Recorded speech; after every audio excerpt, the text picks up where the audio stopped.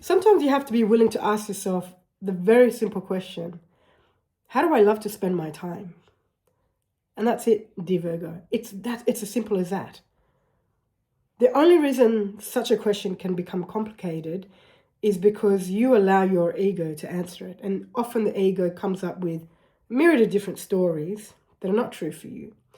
And then 101 different reasons to prove to you why you can't spend your time the way you would love to spend your time.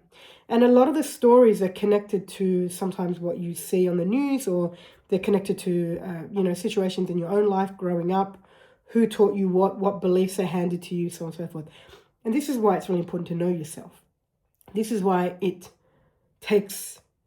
worth the effort that you put into realizing who you are. Because without knowing who you are, the truth is you're continuously operating from different parts of who everybody else is. And that gets tiring. Be enough people in this world and not yourself, and that's exhausting. And so you're reaching a point in your life where your greatest opportunity is one simple question. How do I love to live my life? Excuse me. How do I love to spend my time? That's it.